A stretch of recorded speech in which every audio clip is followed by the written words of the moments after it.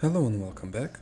In today's video we're gonna try to create a really beautiful but simple photocopy effect. It's gonna be a little bit grainy and it's gonna have a lot of character, so without further ado, let's just get started. First of all, I'm gonna unlock this background layer. Let's just name it image. It's not important, but let's just do it. And what I'm gonna do is I'm gonna convert this layer to a smart object just to work non-destructively.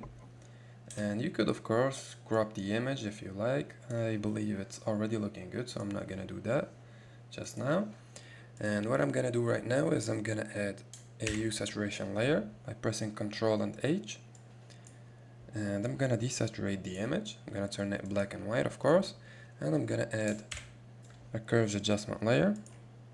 I'm gonna try to create an S-curve by creating a point in here and a point in here. You could of course drag the point wherever you want depending on your image. And what I'm trying to do is I'm going to try to increase the contrast of the image. It's already a little bit contrasty, but I'm trying to increase it a little bit more. Let's just press enter. Let's look at the before and the after. As you can see, it's much more contrasty right now. And what I'm gonna do right now is I'm gonna apply the important filter, which is going to filter gallery and going to texturize, and let's look for grain. Let's zoom back a little bit to see what we're doing. Alright, and now as you can see, we could increase the opacity and contrast. If you increase the intensity, if you increase it too much, you can see that the image loses contrast, it becomes brighter. And of course with the contrast, I'm gonna try to decrease it a little bit to show some of that grain. And of course you could play with the grain type, maybe enlarged. You can see that it creates different effects depending on what you like. And if you change the grain type, don't forget to adjust the contrast and the intensity. Alright, I believe this is enough, this one. And don't forget that we're working with a smart object, so if you want, you could always go back and adjust the settings. Now I'm gonna click on this new effect layer, because without it we would have to press OK, then go back and apply another filter gallery. Instead, let's just press this new effect. It's gonna save the grain effect and add this stamp effect. It's gonna be in the sketch folder. Let's zoom back. You can see that this is what does the most of the hard work. Now if you increase the smoothness, it's gonna increase the smoothness and it's gonna make the image like this. It's gonna lose that effect, so the less smoothness, the more you're gonna have this photocopy effect. And of course you could adjust the light and dark balance. If you drag it all the way in here, it's gonna become white, and if you drag it all the way in here, it's gonna become black. And you can see that we would have to choose somewhere in the middle. I like to keep a little bit of the details, so I'm not gonna drag it all the way to the right. You can see that the problem is in the houses. We're trying to have some of that effect in the houses. And I really like this result, so I'm gonna just press OK. Now let's look at the before and after. Once again, look at the before and the after. What I'm gonna do right now is I'm gonna add a new layer.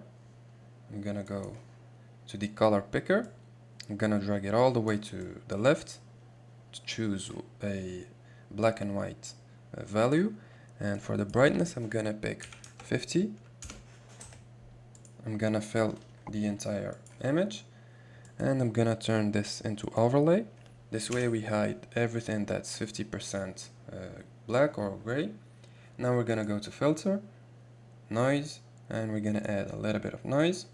You could of course do this by going to the filter and applying a what is called a camera raw filter. I just prefer to do it this way. Make sure to press this monochromatic option, otherwise you're gonna have these colored pieces. I'm just gonna keep it this way. Let's zoom in. Press OK. Now let's zoom back. And what we could do right now is we could add a gradient map. Let's just go to the basics, choose a simple black and white gradient. Now when we have a image that consists of black and white, you're not gonna see much of the grain. So what we're gonna do is we're gonna click in here, then we're gonna choose this black color. We're gonna make it a little bit grayish, as you can see. Now the filter that we applied, let's just press OK and see this filter right here now is more visible, and if we turn it off, you can see that it's no longer visible. So you just gotta trust the process. Now we could leave it like this, of course, but I would prefer to click on this white color and maybe choose a different color. Let's see what works good. You could create some beautiful posters using this technique, and you could make it a little bit more saturated to get more interesting results. Maybe some red, a really simple effect. I like it this way, so I'm just gonna press OK. Another time, I'm gonna press OK one more time. And we could end the video right now, but instead I'm just gonna add some textures. I'm just gonna drag this texture. Let's press Shift and rotate it. To rotate it by 90 degrees. Now I'm gonna go and choose a blending option. I'm not going to tell you to choose one blending mode exactly, because the results are gonna differ from an image to another. So what I advise you to do is to open the blending mode menu and choose whichever one works the best for you. Usually I like to choose lighten or screen, maybe linear dodge. I'm just gonna go down and see what works the best. Alright, so as usual, I'm just gonna press OK and choose lighten. I'm gonna add a little bit of contrast to hide some of the unwanted details. You can see that if we drag it to the left, the midtones, we're gonna hide the effects that we just created. So instead, I only want some of the texture. I'm gonna press OK. And maybe we could add another one on top to add some folds. Something like this. This is optional, of course, you don't have to do exactly what I'm doing.